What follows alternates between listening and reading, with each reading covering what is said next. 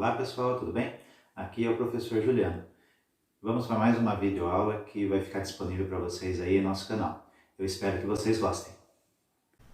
Então pessoal, dando sequência nas nossas videoaulas, hoje vamos fazer uma revisãozinha um pouco rápida a respeito dos modelos atômicos, para que a gente consiga iniciar os estudos a respeito de variáveis aí que a gente vai utilizar em sistemas elétricos, tá?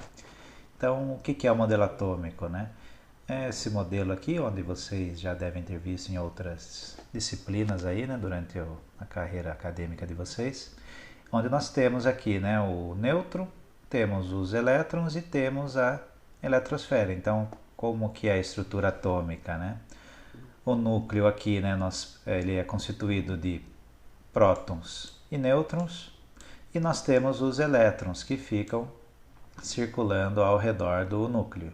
Então ele fica na área que nós chamamos de eletrosfera. Tá?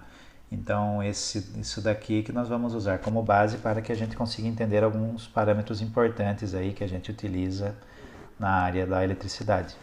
Tá?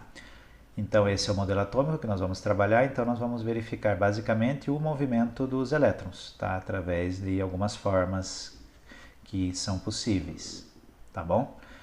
Ponto importante, que nós já vimos em algumas videoaulas anteriores, a respeito da carga elétrica.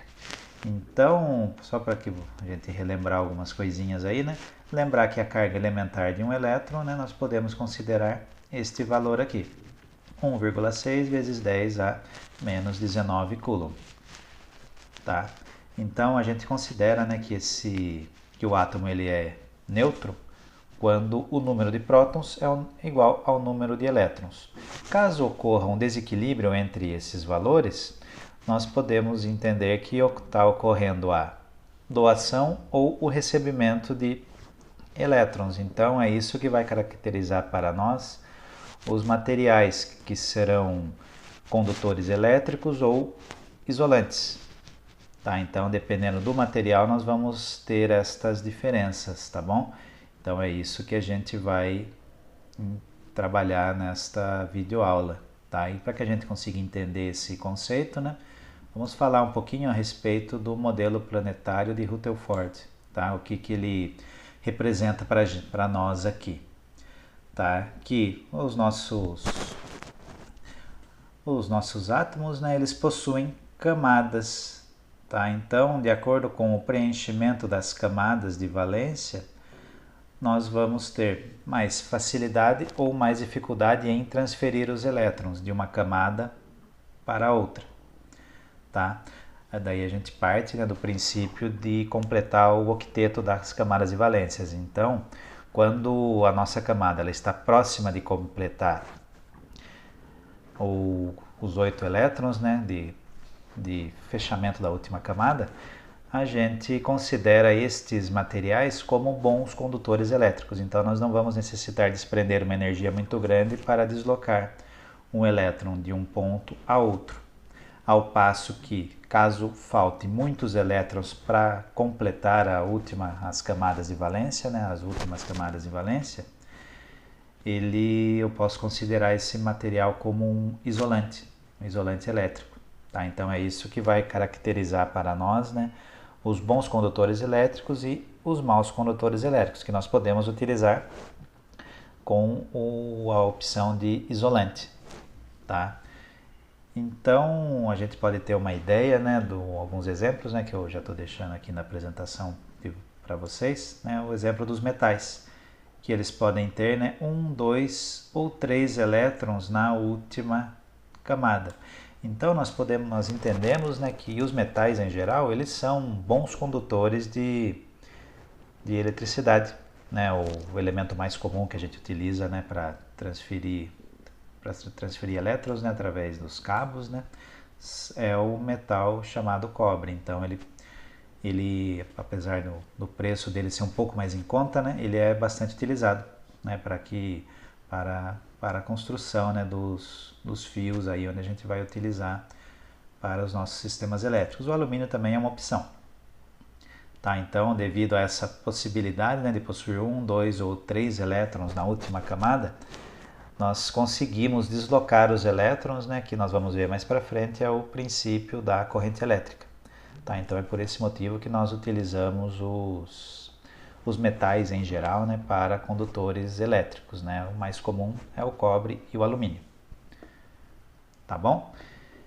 E por sua vez, né, nós temos os materiais isolantes, né, onde eles possuem poucos elétrons, né, na última camada, ou seja, eles precisam de muito mais elétrons para completar a última camada de valência. E esses materiais nós poderíamos atribuir eles ao uso de isolantes. O que seria isso? Seria separar, né, proteger a área onde nós temos a condução elétrica da área de uma área segura. Né? Por exemplo, né, os gases, né, eles possuem poucos elétrons na última camada, então a gente considera eles como materiais isolantes. Né? O ar, né, um exemplo disso, ou materiais físicos mesmo, né? Por exemplo, a cerâmica, né, ela possui poucos elétrons na última camada, e então a gente considera esse tipo de material como um material isolante, tá? E que é utilizado bastante aí também na confecção, né, de equipamentos elétricos, tá certo? Aí aqui, tá, pessoal, para que a gente dê sequências nas aulas, eu coloquei uma revisãozinha para vocês aí a respeito dos prefixos e notações no sistema internacional. Né? Como nós vamos trabalhar com medições de grandezas elétricas, é importante a gente saber esses múltiplos, tá? Então, se a gente estiver falando na escala de quilo, nós vamos ter que lembrar que é vezes 10 a terceira. Mega, que é a letra M, 10 a sexta. Giga, 10 a nona. E o tera, 10 elevado a 12ª. Então, isso daqui a gente vai representar números elevados, números grandes, por exemplo, de resistências elétricas, né, partes isolantes.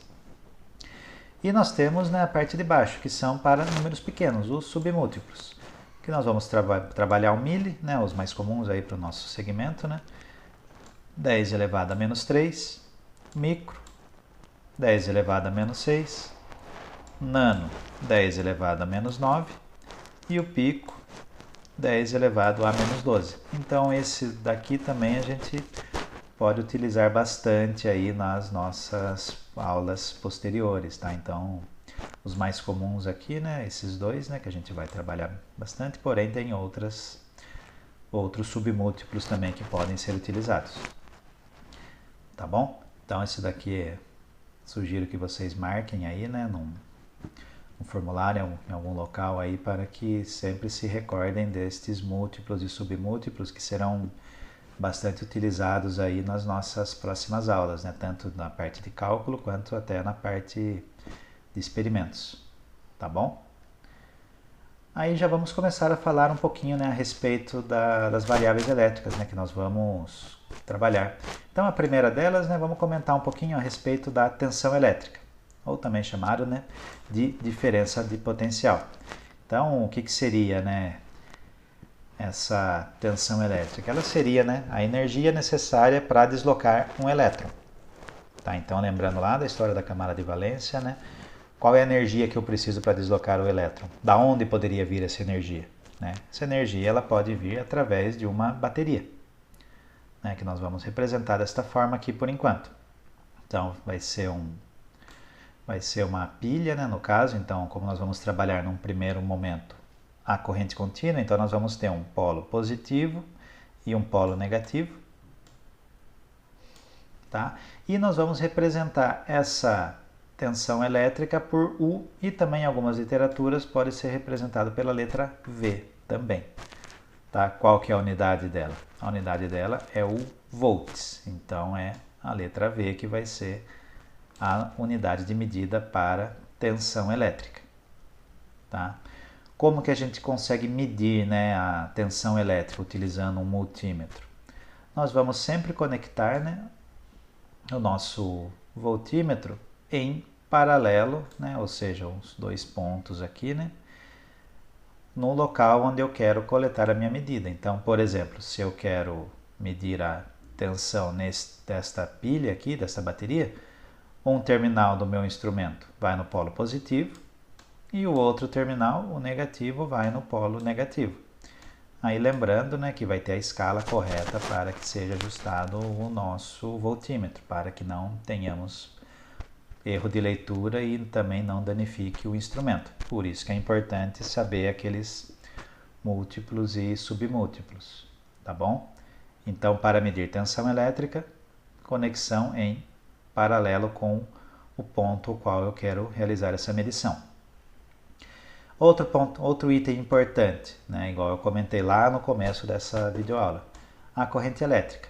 O que seria a definição da corrente elétrica? Ela é o movimento dos elétrons através do condutor. Então, no primeiro momento, né, eu vou alimentar o meu sistema, né, meu circuito elétrico, com a minha tensão elétrica. Caso o meu circuito esteja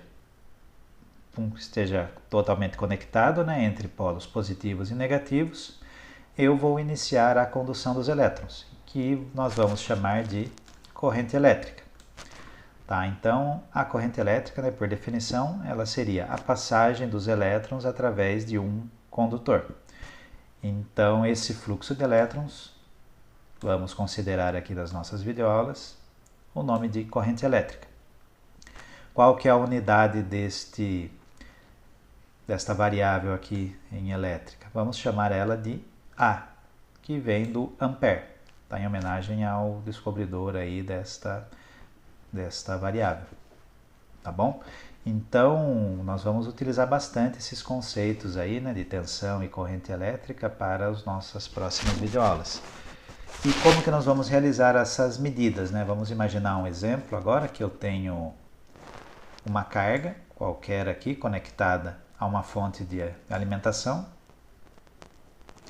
e eu quero saber o valor de corrente elétrica, né, que eu posso representar pela letra I.